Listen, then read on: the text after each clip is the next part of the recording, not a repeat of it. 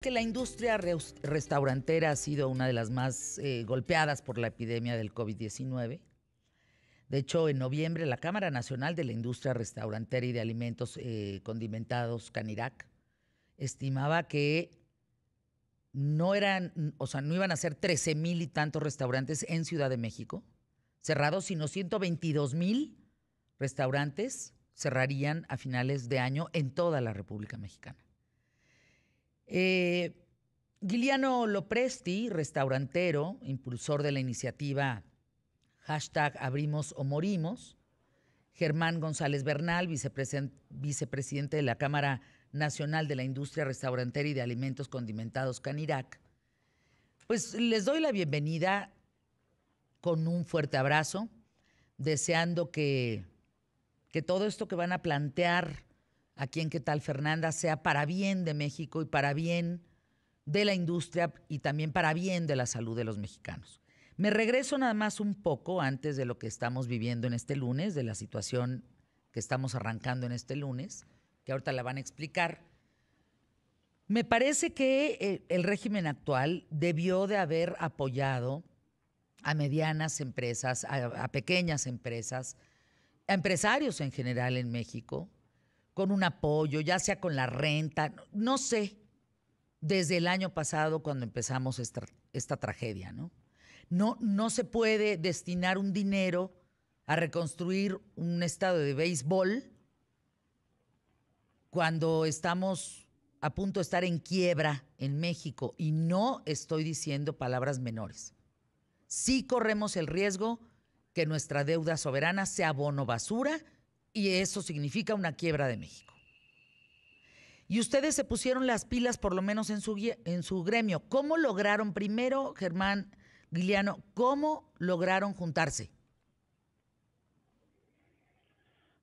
Si quieres, Guiliano, ¿quieres que yo empiece? Pues mira, el dolor te junta, el dolor te hace uno, la necesidad, la mendiga necesidad, como decía mi abuelo, es lo que tienes que luchar, que tratar de conseguir, y eso es lo que nos ha juntado. Pero me gustaría ponerle un poco de color con cifras a la discusión de hoy, Fernanda. La industria somos 620,000 unidades económicas dedicadas a vender alimentos, somos restaurantes, ¿no?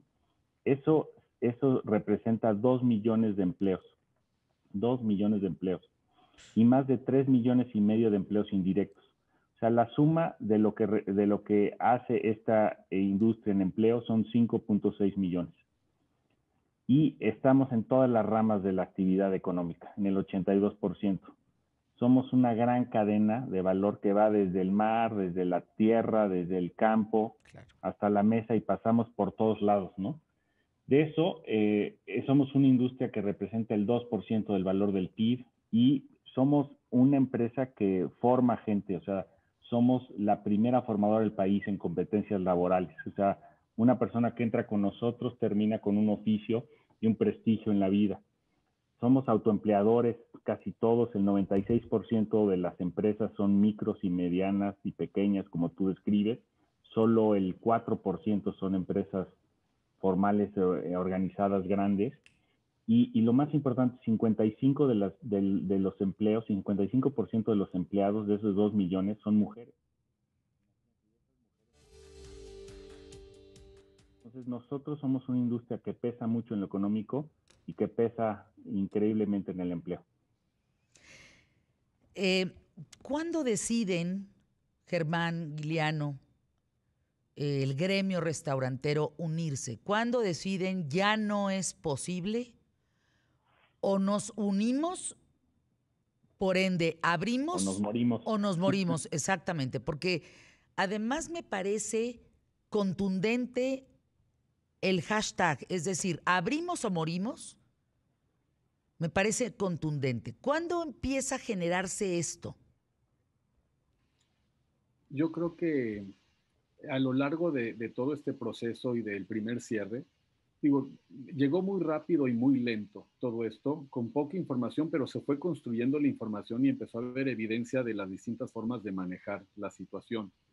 Y creo que ahí es donde empezó a haber comunicación entre muchos restauranteros y un poco fue la necesidad y la ilusión y las ganas de trabajar lo que nos llevó a empezar a tener diálogos sobre si se está haciendo bien o mal, cuál es la prioridad. Y empezamos a tener esta plática de cómo encontramos un nuevo equilibrio entre salud y economía, porque digo un poco lo que decíamos entre nosotros, se salió de control la pandemia y están matando la economía y la gente lo único que quiere es trabajar. ¿Cómo empezamos a presentar datos, información y sensibilizar a la autoridad? Y pues esta segunda ola trae muchos más enfermos y más muertes que la primera. Y fue muy evidente para nosotros que este esquema de que iban a ser unas cuantas semanas corría el riesgo de convertirse en muchas semanas y que ya sin ninguna herramienta y sin ningún apoyo del gobierno federal hacia las empresas, pues era imposible sobrevivir y ya habíamos llegado muchos al límite después de haber luchado para sobrevivir el primer pico. Y ahí es donde empezamos primero con mucha responsabilidad a hablar entre nosotros y decir, ¿qué alternativas hay?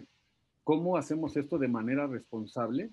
Y empezamos a entender que pusiera muy fuerte el problema de salud, pero de que era evidente la catástrofe económica que puede venir en el país si no sensibilizamos a la autoridad y empezamos a hablar de cómo sí. Decir no es muy fácil, pero hay áreas de gobierno que se dedican a defender la economía y lo que estamos tratando de hacer es trabajar en conjunto para hacerles entender y explicarles que tenemos que buscar las rutas de sobrevivencia. Y empezamos ahí a construir el diálogo entre nosotros con los grupos y las cámaras a raíz de la presión de mucha gente y empezamos a ver cómo trabajar juntos. Aquí hay varias aristas, Germán, que me parece importante ponerlas en la mesa. ¿Se puede regresar a un restaurante sin enfermarte de COVID-19? Tu pregunta es buenísima, o sea, y eso ha sido parte de las bases de la mesa de discusión que hemos tenido. O sea, hay evidencia, en la Ciudad de México no, ni en todo el país, porque no hay mediciones exactas. Si tú ves los datos que dieron el viernes la jefa de gobierno sobre dónde están los contagios, esos datos vienen de entrevistas que hacen a los enfermos en las camas. Y le preguntan, oye, Fernanda, ¿cómo te enfermaste tú o cómo te contagiaste? Y van haciendo estadística. Pero hay otros lugares donde sí hay evidencia científica fuerte. El gobierno de la ciudad de Nueva York hizo a base de pruebas y a base de trazabilidad, de hacer registros donde estuviste, empiezan a rastrear los contagios y empiezan a ver dónde están, dónde se ubican. Y lo mismo hay en la ciudad de Kansas y lo mismo que otras ciudades en Estados Unidos. Y te das cuenta que solo el 1%, uno de cada 100 casos, se genera en un restaurante, se origina ahí. ¿Y por qué? Pues porque hay unos protocolos bastante fuertes, bastante importantes que se han ido estableciendo. Eso es parte de lo que hicimos durante los 103 días cerrados de la primera semáforo rojo. Diseñamos un protocolo donde podríamos establecer, o sea, no puedes decir que no te puedes contagiar, pero casi estás eliminando todos los puntos de contagio, todos los puntos de contacto complicados que hay en una operación de restaurante. La distancia, el lavado de manos, los elementos de protección personal, los filtros sanitarios, el no montar las mesas, mandar la comida cubierta, los cubiertos te los dan en sobretados, o sea, todo ese tipo de cosas van minimizando el riesgo de un contagio. Y la evidencia científica, ve las gráficas que nos enseñaron, de que abrimos hasta que cerramos, pues nosotros no contribuimos a que se moviera esa gráfica de contagios. Es más, estuvo bastante plana. Viene la segunda ola, es más, nos cierran y sigue para arriba. Entonces, de alguna manera, ese es parte de los argumentos que tomaron en cuenta y fueron sensibles. Y hay que decirlo, la Ciudad de México quiere abrir. Lo que pasa es que no sabe cómo abrir de manera segura. Y ahorita esto es lo que encontramos como punto de acuerdo. Abrir de forma segura al aire libre. Y yo creo que es un acuerdo muy parcial, es un acuerdo muy acotado, es un acuerdo insuficiente, pero es un acuerdo que nos permite y nos da algo de oxígeno como industria. Es decir, si no tienes espacio al aire libre, ¿no abres? Correcto, no puedes abrir. O sea, el argumento de fondo es que esto se transmite por los aerosoles. En zonas cerradas y con mucha gente y sin distancia, esos aerosoles son los que de alguna manera se dispersan. y entonces haces que la gente se contagie. Entonces, hoy la primera batalla es eliminar los lugares cerrados y con mucha gente. Entonces, esa fue, digamos, la discusión. ¿Dónde había un punto de encuentro? Trabajemos en áreas libres. Y el punto de encuentro fue ese, o sea, abran donde puedan, que haya una terraza, un patio, la calle, la banqueta, un lugar confinado de parquímetro. Hagan esto para que puedan trabajar y ese es el acuerdo que se formuló. En la discusión, Germán, pregunto, surgió la pregunta, ¿la gente tiene dinero para ir a un restaurante? La gente sí tiene dinero para ir a un restaurante. O sea, hay un grupo de economía, un grupo de industrias en la economía que están mega lastimados y hay otro grupo de la economía que no está tan lastimado. Y las empresas sí han mantenido el empleo. O sea, hay muchas industrias que los empresarios, y eso es parte también de por qué estamos tan exhaustos, porque, o sea, si tú ordenas un confinamiento acompañado de un programa de desempleo donde tú le entregas la nómina de tu empresa al gobierno y el gobierno temporalmente se las paga, como ha pasado en tantos lugares, tú lo has mencionado en tus programas, hay muchísimos lugares donde hicieron esos programas y aquí no se hizo. Entonces, claro, el empresario que estuvo pagando todos sus gastos y sus costos, no pues llega un alcanza. momento que ya no hay dinero, se te acaba el dinero. Y eso es lo que sucedió a finales de diciembre. Estamos exhaustos, ya no damos para más. Y si además no nos dejas trabajar y no hay un apoyo decidido, pues te queda más que el plantarle la cara como lo hicieron el movimiento, y Liliano te lo está describiendo, ¿no? O sea, la gente sí tiene dinero para ir a un restaurante. La gente que acudía a un restaurante, no importa si es una fonda o un restaurante, no plus ultra 5 estrellas, Gran Turismo, vete tú a saber cómo. En fin, sí hay dinero para acudir a un Alta gama. restaurante. ¿Mande? ¿Alta gama se dice? Alta gama, o sea, manteles largos, o sí, Bien. digamos. Entonces, desde la fonda hasta los manteles largos, sí hay dinero para acudir a un restaurante.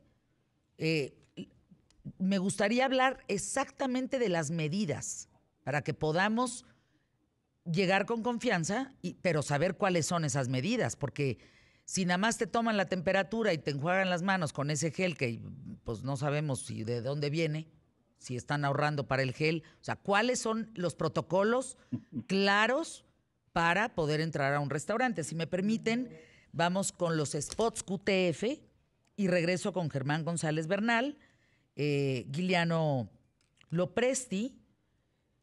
Yo tengo amigos con restaurantes. Me decía uno la semana pasada, Fernanda, lunes, martes, miércoles, jueves, viernes, 0. 0 pesos entró a la caja. 0. O sea, ni de domicilio. Y le digo, ¿y tus empleados? Pues, ¿y mis empleados? Se van a quedar sin trabajo. A continuación con los restauranteros, con esta posibilidad de abrir a partir de hoy en un porcentaje y en un nivel de aforo, en fin. Voy a plantear varios temas en los próximos minutos. Primero, ¿cuáles son los protocolos? Conocer muy bien los protocolos para no fallarle. 2, un tema que tiene que ver con el ánimo. Y 3, si realmente con esta apertura vamos a salir adelante. Entonces, arranquemos con lo primero. ¿Cuáles son los protocolos, Germán? Cuando yo te digo, infórmanos a todos que si no hacemos ese protocolo, no estamos entrando a un restaurante seguro. Pues mira, lo primero y lo más importante es la distancia. O sea, que haya distancia entre las mesas. O sea, si ustedes los llegan y los sientan en un lugar donde están hacinados, eso no se está respetando el protocolo. Es la distancia. La distancia es como la regla número 1. Después, la higiene de la gente que te atiende y la higiene de los comensales. Es muy importante lavarse las manos seguido, que los que están trabajando ahí se laven las manos seguidos. Cada vez que se limpie una mesa, entren, se laven las manos, cada vez que haga un cambio de actividad. Y los elementos de protección personal. O sea, respetar las reglas. La gente que te va a atender en un restaurante, que te va a servir, va a tener todos los elementos de protección personal, va a tener el cubrebocas, va a tener la careta y todos van a operar con ese sentido. ¿Guantes? También los clientes necesitan guantes en determinadas, no son tan, digamos, tan recomendados, más que en determinadas actividades. Realmente lo que importa es lavado de manos, la distancia y los elementos de protección personal. Y los filtros sanitarios también son muy importantes porque van acompañados de muestreos de pruebas que hacemos los restauranteros para que la gente, aunque no tenga síntomas o no tenga, digamos, un contagio evidente, pues estemos monitoreándolos. Entonces, ¿dónde se cuida un reglamento? Donde ves estas medidas. Y obviamente en el servicio a la mesa, cuando ves que están aplicando, que no montan la mesa, que la montan al momento que te sientas, que los alimentos van cubiertos, que la entrega de los utensilios para comer de alguna manera no se manipulan entre mesas. Esas son las medidas importantes y eso es lo que hace que sea muy, muy menor la posibilidad de contagio en un restaurante. Bueno, retomo lo que se había dicho anteriormente, si tú nos acabas de sintonizar, que en cantidad de contagios los restaurantes representan el 1%. El 1%. Contra el golpe de cerrar, pues evidentemente el costo es mayor. Ahora, toquemos el tema del ánimo.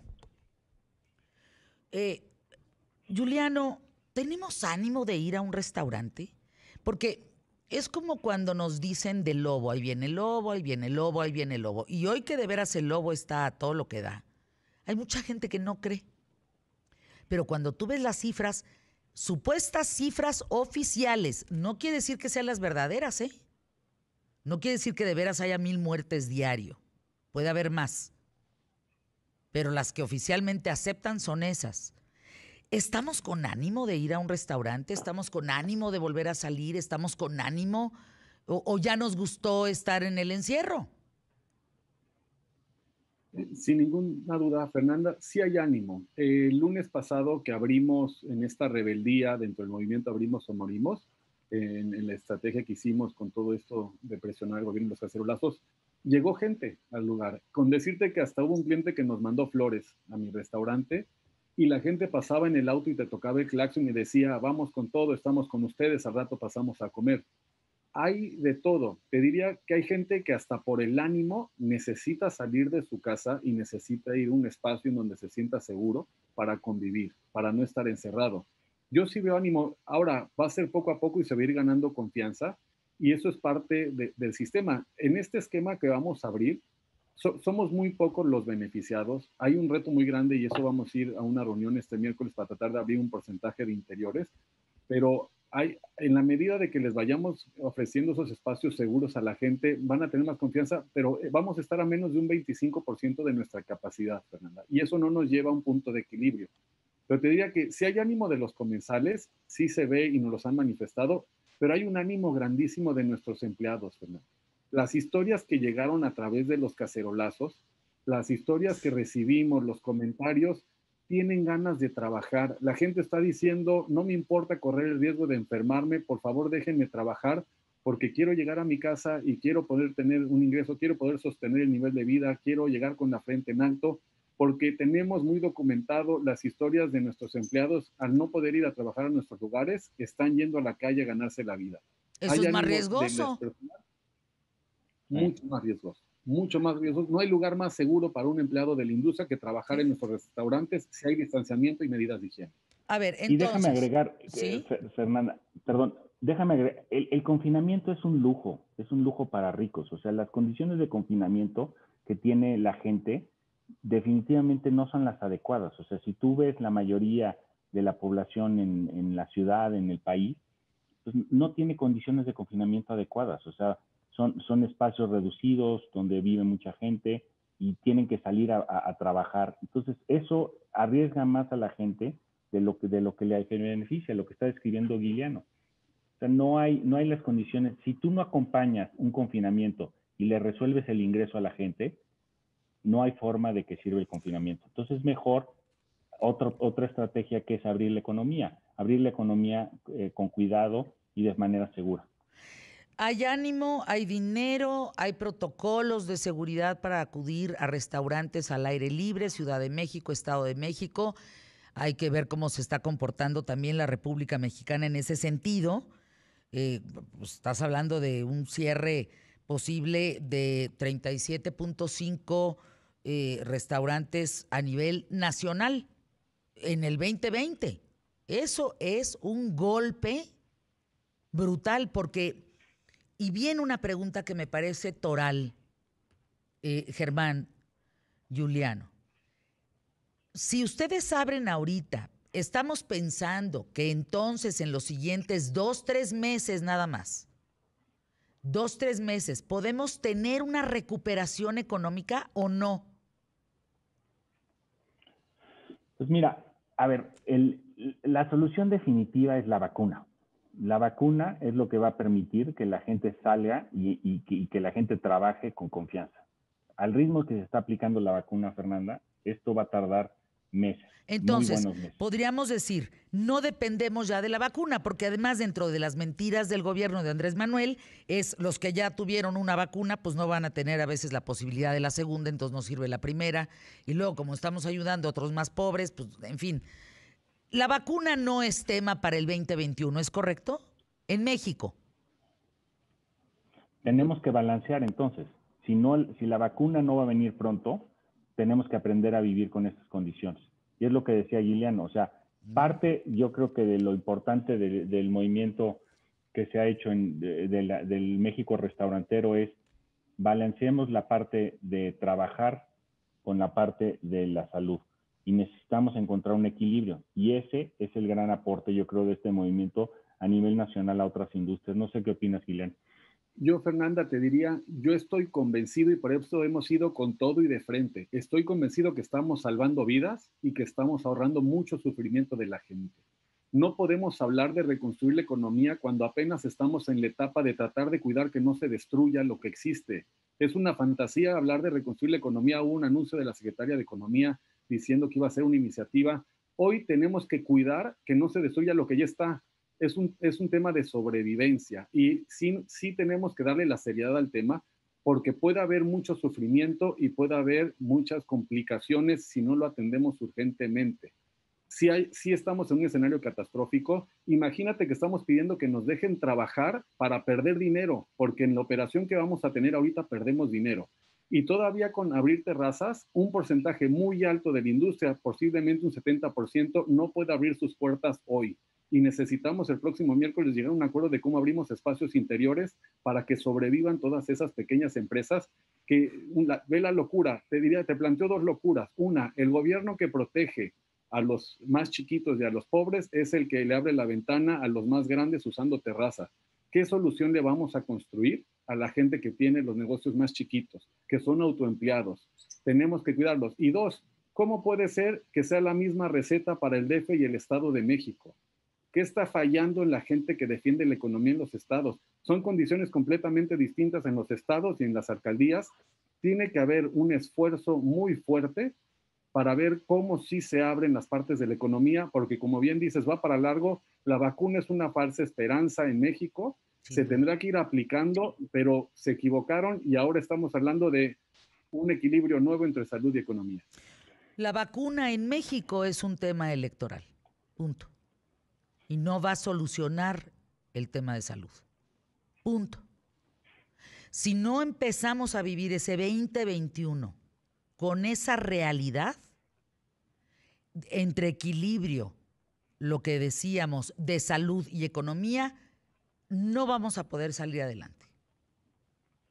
La vacuna en México es un tema electoral.